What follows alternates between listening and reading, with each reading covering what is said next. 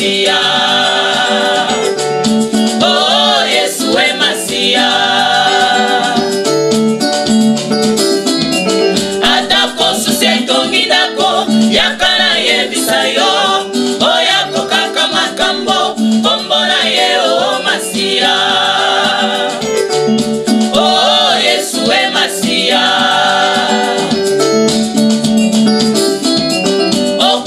Kole bale kochola, pero kola mo pepe kometa, koluka se solution, zoka yewana, benena yo, mo bale bala o Masia.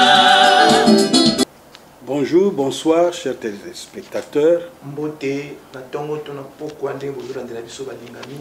Nous sommes dans la joie de venir encore une fois devant vous Tozana esengoli susu ya koya liboso na bino et acceptez-nous comme tels. pendima biso lokola bongo. Notre seul souci, c'est de partager avec vous la parole du Seigneur. Posa na biso makasi ezali kokabola na bino liloba na nkolo. Pour notre marche à tous Pona kotambola na biso banso. et notre témoignage. Pelitatoli na biso. Nous devons marcher, Esengeli totambola. aller vers le Seigneur. Tokende pa nkolo azali. C'est pourquoi je ne me complique pas non plus. Je ne me complique pas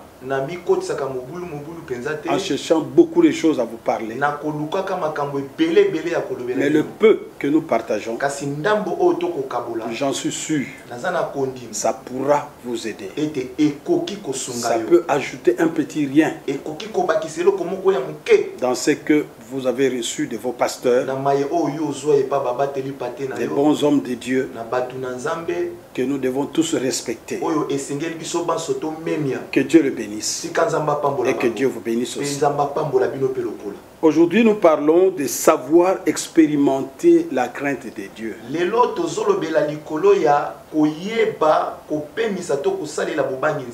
Comment nous pouvons expérimenter,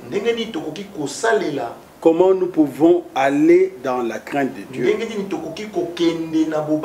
Ou nous pouvons parler de l'école de la crainte de Dieu. La crainte de Dieu, nous avons dit la fois passée, est une sémence. Et cette sémence doit entrer en nous qui avons reçu Jésus.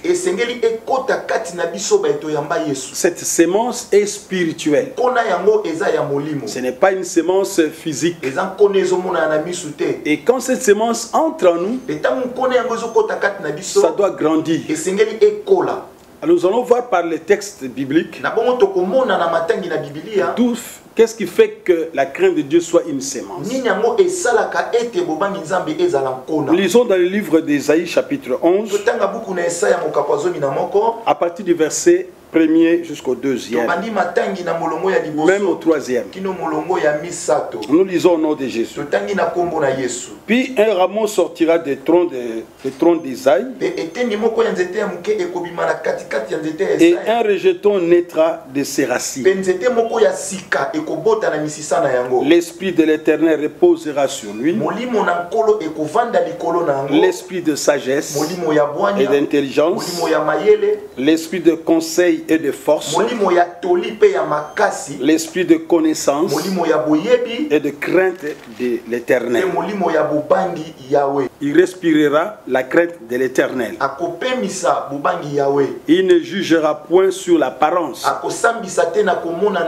Il ne prononcera point sur un oui-dit. Voyez-vous, bien-aimés, la Bible dit qu'il y aura un rejeton. Et ce rejeton, nous le connaissons, c'est Jésus-Christ. Et l'Esprit de l'Éternel se reposera sur lui. Et maintenant, on nous explique cet esprit-là. Qu'est-ce que ça va apporter? Cet esprit donne la sagesse, l'intelligence. C'est un esprit de conseil, de force, de connaissance et de crainte de l'Éternel. Donc dans Jésus, notre Seigneur, il y avait un esprit de crainte de l'Éternel. Cet esprit-là constituait Jésus-Christ. Et dans lui se reposait tout ce qu'on vient de citer ici. La sagesse, l'intelligence, le conseil, la force, la connaissance et la crainte de l'Éternel. C'est ça Jésus. Et maintenant, quand nous recevons Jésus, nous recevons aussi son esprit, le consolateur, un autre consolateur. Cet esprit de vérité qui vient en nous apporte aussi la sagesse, l'intelligence, les conseils, la force, la connaissance et la crainte de l'Éternel. Voyez-vous que la crainte de l'Éternel se trouve en Jésus. Et Jésus-Christ lui-même est une sémence qui, dès que ça entre dans quelqu'un, amène toutes ces choses-là. Toutes ces choses viendront aussi se reposer à la personne qui a cru en Jésus. Béni soit le nom de l'Éternel. Je pense que là vous avez bien saisi. Ainsi donc, quand cet esprit, quand Jésus vient en nous, et son esprit qui amène toutes ces choses viennent en nous, il faut alors, pour que cette sémence puisse croître, il faut alors que ça tombe sur une bonne terre. Béni soit le nom de l'Éternel. Parce que si ça ne tombe pas sur une bonne terre, alors il n'y aura pas de croissance. Et ça sera bloqué. Allons lire dans le livre de Matthieu chapitre 13. Matthieu dit quoi? Une partie tomba dans la bonne terre. Oui. Et elle donna du fruit. Là on parlait de la sémence. Les semences qui étaient entre les mains du semeur.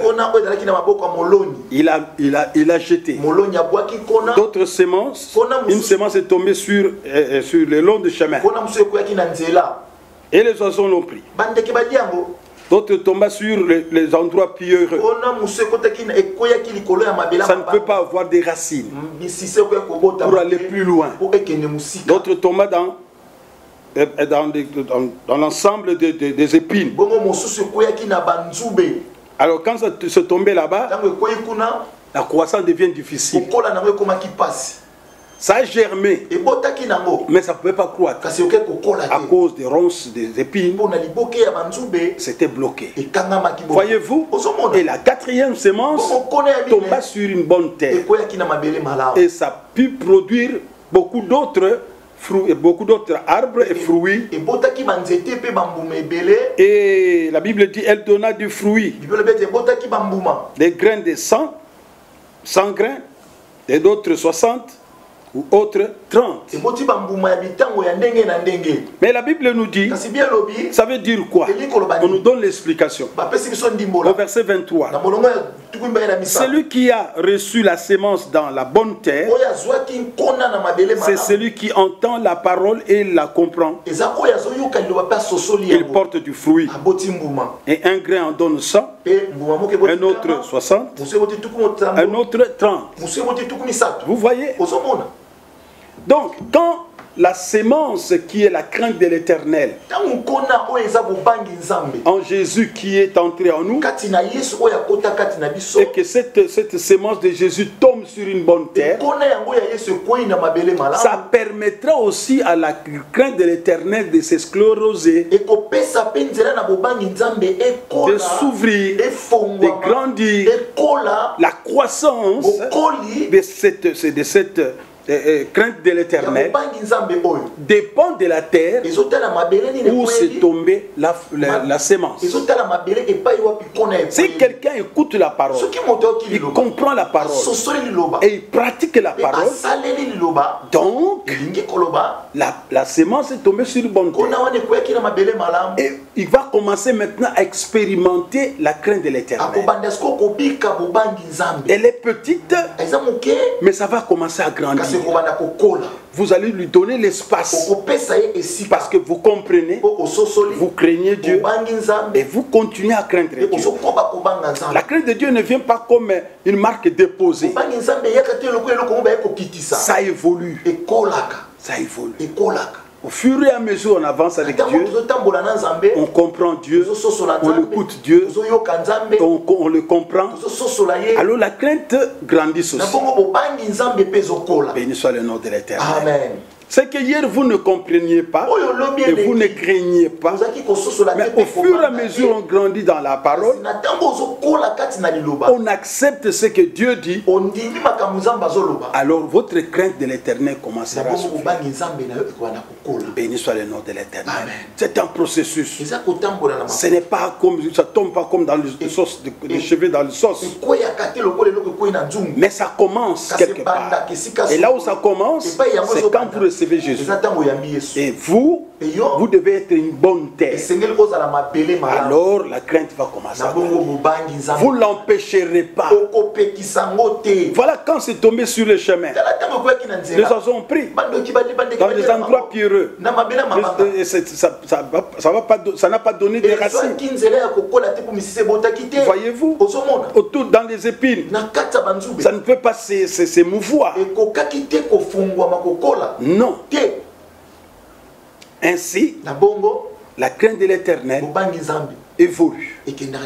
C'est seulement si vous lui permettez d'évoluer. Ça ne dépend pas de Dieu. Ça dépend de vous. Christ en nous doit grandir. Jésus ne peut pas rester un petit bébé que l'on fête chaque Noël. Non, Jésus doit grandir. Béni soit le nom de l'Éternel. C'est pourquoi alors nous avons cherché à comprendre qu'est-ce qui fait que l'on n'expérimente pas la crainte de l'Éternel. Qu'est-ce qui fait que l'homme n'arrive pas à avancer avec la crainte de l'Éternel? Frère, cette histoire nous embarrasse tous. Nous devons méditer et prendre conscience tout simplement afin d'avancer. Je vous avais dit au départ que je ne suis pas un donneur de leçons. Je suis un chrétien. Je crie en Jésus et je marche avec Jésus. Donc, nous avons droit de partager. Ne refusez pas le partage. Béni soit le nom de l'Éternel. Je ne suis pas égoïste. Le peu que Dieu me donne, que j'expérimente, nous les partageons. Premier point, ce qui bloque les gens et qui empêche à ce que l'on ne puisse pas laisser la place à la crainte de Dieu de s'épanouir. Le refus d'attendre. Voilà. Les gens n'aiment pas attendre. Les gens aiment évoluer seul. Quand il avance et que ça ne marche pas, alors il rentre vers Dieu. Je suis quand même ta fille, je suis quand même ton enfant. Après tout, j'ai été reçu dans ma vie. Mais quand il est parti, quand il a commencé, quand il s'est engagé à quelque chose, il n'a pas intéressé Dieu. Dieu n'était pas devant. Or, c'est ce que Dieu n'aime pas. Dieu n'aime pas que tu puisses prendre tes alliances, faire tes alliances et que lui ne soit pas là. Après, tu veux le faire engager dans une alliance comme ça.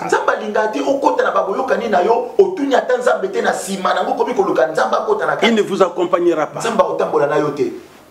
Non. Pourquoi? Parce qu'on ne peut pas dévancer Dieu. Avant que moi je sois, c'est Dieu qui était. En toutes choses, c'est comme ça. Pour ceux qui craignent Dieu, pour ceux qui ont reçu Jésus, vous pouvez laisser la crainte de Dieu grandir en vous, si seulement si, dans toutes choses, vous attendez Dieu. Que Dieu bénisse. Amen. Regardez un exemple. 1 Samuel chapitre 13. À partir du verset 8 jusqu'au verset 14. Va vite. Ok. Il attendit 7 jours. Oui. Selon les termes fixés par Samuel. Ça c'est Saoul. Oui, c'est Saoul. Oui. Mais Samuel n'arrivait pas à Gilgal. Oui. Et le peuple s'est dispersé loin de Saoul. Alors Saoul dit, amenez-moi l'holocauste et les sacrifices d'action de grâce. Et il offrit l'holocauste. comme il achevait d'offrir l'holocauste, voici Samuel arriva.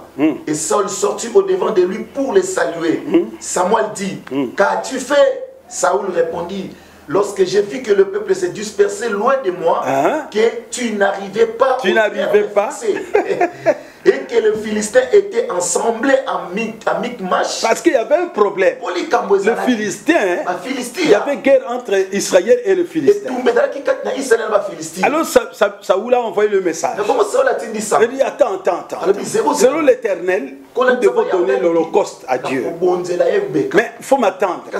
Après 7 jours, je serai là. Et ils attendaient. Le 7e jour, quand il a vu les Philistins s'agiter, et que chez lui, le peuple qui attendait, Samuel ne venait pas, le prophète, il commençait à se disperser. Regardez ce qu'il a fait. Il est monté lui-même. Il dit, où est-ce qu'il est, ce prophète? Comme il ne vient pas, allez, donnez-moi l'holocauste. Et il a mis là-bas, il a sacrifié. Juste quand il a achevé de sacrifier, c'est alors qu'est apparu Samuel. Et qu'est-ce que tu fais? Non, mon Seigneur, je vous attendais. Comme vous n'étiez pas là, je voyais le peuple se disperser. C'est alors. Pourquoi? Dieu n'a jamais été en retard. Dieu n'a jamais été en retard. Même pour votre vie, même pour ma vie, même si la chose ne vient pas si vite, sachez que Dieu n'a jamais été en retard. Non. Regardez Israël. Il a dit qu'ils vont faire 400 ans. Mais ils ont fait 430. Vous savez pourquoi? Parce que le salut vient des Juifs. Il fallait faire encore les 30 jours de Jésus. Les 30 ans de Jésus. Et ça fait 430. Béni soit le nom de l'Éternel. Donc Dieu ne vient jamais en retard. Non. Et voilà ce qu'il a fait. Et quelle était la conséquence? On y va, frère, rapidement. Je me suis dit, les Philistins vont descendre contre moi à Gilgal. Et je n'ai pas imploré l'Éternel. C'est alors que je me suis fait violence. Il n'a même pas imploré l'Éternel. C'est comme ça que nous agissons. Nous ne cherchons même pas Dieu. Où est la crainte de l'Éternel? La crainte de l'Éternel, c'est quand on veut faire quelque chose, on se dit en soi-même, je ne peux pas faire ça comme ça. Je cherche d'abord Dieu, mon Créateur, celui que j'ai reçu dans ma vie. Qu'est-ce qu'il va me dire?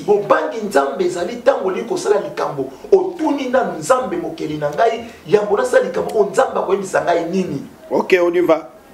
Samuel dit à Saül, tu as agi en insensé. En insensé. Tu n'as pas observé le commandement que l'Éternel ton Dieu t'avait donné. Ce n'est pas Samuel, mais c'est l'Éternel qui a donné. Il a dévancé l'Éternel. On y va, frère.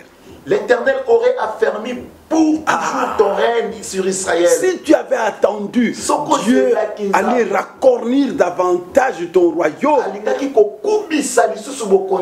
Mais maintenant, qu'est-ce qui va arriver? On y va. Et maintenant ton règne ne durera point. Voilà. L'Éternel s'est choisi un autre selon son cœur. Voilà. Et l'Éternel l'a destiné à être chef de son peuple. Parce que tu n'as pas observé ce que l'Éternel automatiquement on le remplace. Tu es inutile. J'allais faire grandir ton royaume. Bien aimé, faisons attention. Quand quelqu'un craint Dieu, quand quelqu'un veut donner à la crainte de l'Éternel de l'espace,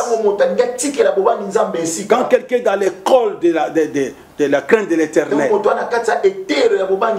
il sait, il doit toujours attendre Dieu. Tu es dans le bon chemin. Parce que quand tu veux faire quelque chose, tu intéresses d'abord Dieu. C'est cela l'école. C'est cela l'expérimentation avec les Saint-Esprit. Tu es sous les bon chemin, quand tu veux prendre des décisions, tu demandes d'abord l'autorisation à Dieu. Tu es dans le bon chemin. Même si les gens se moquent de toi, c'est de cette façon-là qu'on vit avec Dieu. J'ai ma femme. Ma femme ne peut pas faire quoi que ce soit sans me poser la question. Elle ne peut pas engager ma maison sans me poser la question, sans m'intéresser, moi, son chef. Non. Comment il va faire ça? Et quand il aura des problèmes, il va retourner chez qui? Et qu'est-ce que moi je lui dirais? Je n'étais pas avec toi. Continue ce que tu fais. C'est la même chose que Dieu fait avec nous. Béni soit le nom de l'Éternel. Deuxième point. La justification. Les gens aiment se justifier au lieu de confesser. Dans la crainte de l'Éternel, on ne se justifie pas trop, mais plutôt on confesse. Quand il y a un problème et que tu as mal fait, confesse, mais ne se justifie pas. C'est de cette façon-là que la crainte de Dieu va grandir en toi. La justification vous rend incrédule. Regardez des exemples clairs. Genèse chapitre 3, verset 11 à 13. On y va rapidement. Qu'est-ce qui s'est passé? Dieu dit à Adam et Ève, qui t'a appris que tu es né? Est-ce que tu as mangé de l'arbre dont je t'avais défendu de manger? L'homme répondit. L'homme répondit, écoutez. La femme que tu as mise auprès de moi. La femme que tu as mise à mes côtés, c'est elle. Vous voyez la justification? Or, Dieu lui a posé la question clairement. As-tu mangé de l'arbre interdit là? Il aurait fallu dire, oui Seigneur, pardonne-moi.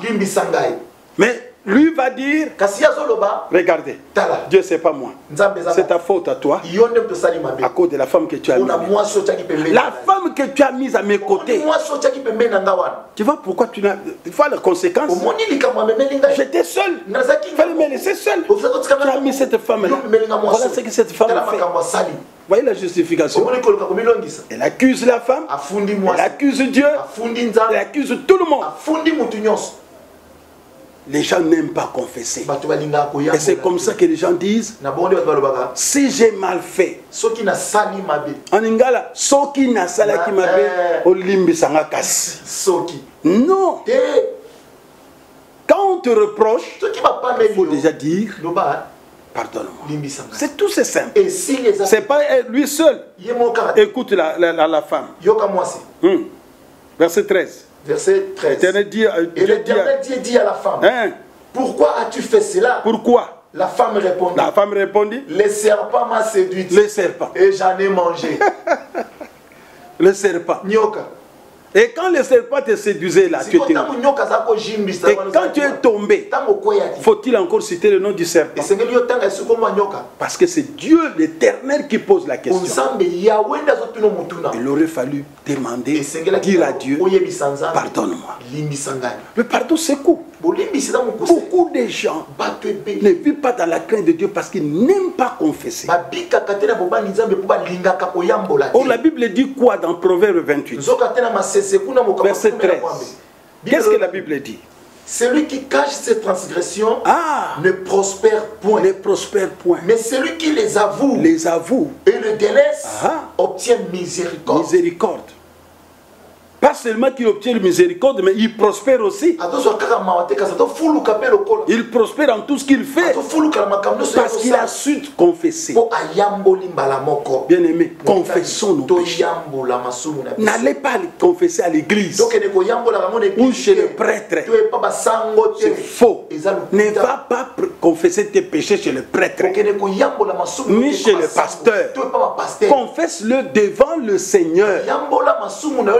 Et là où tu as fait ça, quand ça t'amène des complications, ou des condamnations, ou des trouble dans la tête, c'est alors que tu vas avancer vers ton pasteur. Oui, tu as raison de le faire. Dis voilà, je fais ceci, je priais moi-même, mais je n'arrive pas à me débarrasser de ce problème. C'est pourquoi je suis venu. Et le Seigneur Dieu fera que la prière de ton pasteur, la prière de l'homme de Dieu pourra t'amener à la paix. Parce que tu as confessé. Nous devons confesser partout où nous sommes. Ne faites pas de l'église le temple de confession. Même nous les pasteurs, ce n'est pas que quelqu'un fait son péché là d'où il vient, il fait seulement confesser à l'église. Et tout ce temps là pendant qu'il marche là. Nous sommes des saints. Les saints. Nous sommes saints parce que nous sommes propres. Donc nous devons rester propres. Et quand nous avons fait du mal, ça peut arriver que nous bronchions, mais nous devons nous purifier pour continuer le chemin. Que Dieu bénisse. Amen. Un autre point qui est resté, la haute opinion, la considération de nous-mêmes. Être hautain. Les gens sont hautains et une haute opinion d'eux-mêmes. Quand ils sont tellement hissés, ils s'est levé, alors il ne peut pas diminuer et il ne peut pas craindre Dieu. Vous savez, celui qui est trop imbu de lui-même, il n'écoute pas et il n'aime pas écouter les autres. Il se fait confiance en lui-même. Regardez, dans Exode chapitre 5, versets 1 à 2. Écoutez ce que Pharaon a dit. Moïse et Aaron se rendirent ensuite auprès de Pharaon. Oui. Et lui dit, oui. Ainsi parle l'Éternel. Ainsi parle l'Éternel. Le Dieu d'Israël. Laisse aller mon peuple pour qu'il célèbre au désert une fête à mon honneur. À mon honneur. Pharaon répondit. Écoutez la réponse de Pharaon. Qui est l'Éternel? Qui est l'Éternel? Pour que j'obéisse à sa voix. Pour que j'obéisse à sa voix. En laissant aller Israël. En laissant aller Israël. Je ne connais point l'Éternel. Je ne connais point l'Éternel. Je ne laisserai point aller Israël. Je ne connais point l'Éternel. Oh bien-aimé. Beaucoup de gens aussi disent ça. Qu'est-ce que j'ai à voir avec votre Éternel? Je ne le connais point. C'est lui le Créateur. C'est lui ton Créateur. Béni soit le nom de l'Éternel. Comment tu dis que tu le connais pas? Attention. Là, cette élévation personnelle va vous boucher des oreilles et vous empêcherez de voir et de craindre l'Éternel. Regardez dans le chapitre 8 de Actes des Apôtres. Simon le magicien qui a fait l'expérience de croire en Jésus, il n'a pas fait l'expérience de craindre l'Éternel. Il dit qu'on me vende l'esprit. Or, s'il avait reçu le Saint-Esprit, ça allait inoculer en lui la crainte de l'Éternel. Mais ça ne pouvait pas. Parce que lui-même, il croyait que la position qu'il avait avant comme un grand prêtre, si on lui vendait encore l'esprit, des miracles là, il deviendrait très grand.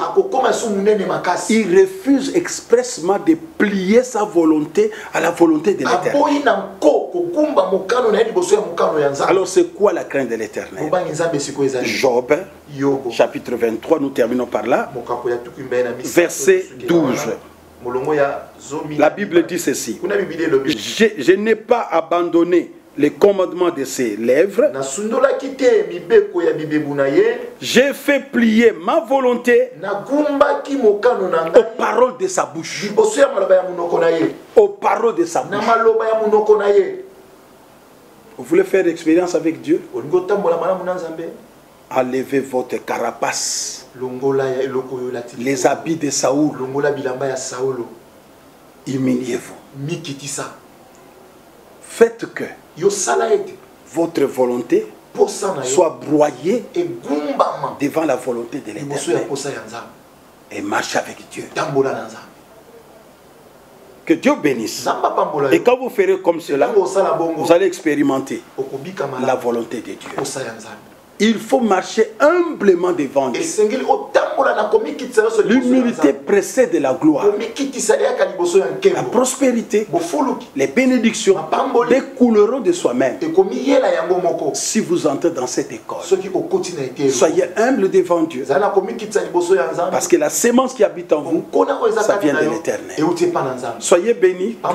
Si vous avez besoin de nous, des questions, appelez-nous par les numéros qui sont là, sur votre écran. Et soutenez-nous aussi. Surtout vous, les enfants de Beth Shalom. Soutenez ce travail. Appelez la sœur Rachel. Envoyez votre contribution. Non pas pour moi, ni pour elle, mais pour cette émission. Nous bénissons tous nos caméramens et nous bénissons tous ceux qui nous suivent. Prions le Seigneur. Je bénis ton nom. Je ne suis qu'un simple instrument. Merci parce que tu nous donnes le temps de partager. Je bénis tous mes frères qui sont toujours devant toi et qui te craignent, qu'ils continuent à te craindre. Les temps sont difficiles. Il faut que les gens craignent Dieu. Père, merci. Au nom du Seigneur Jésus. Amen. Amen.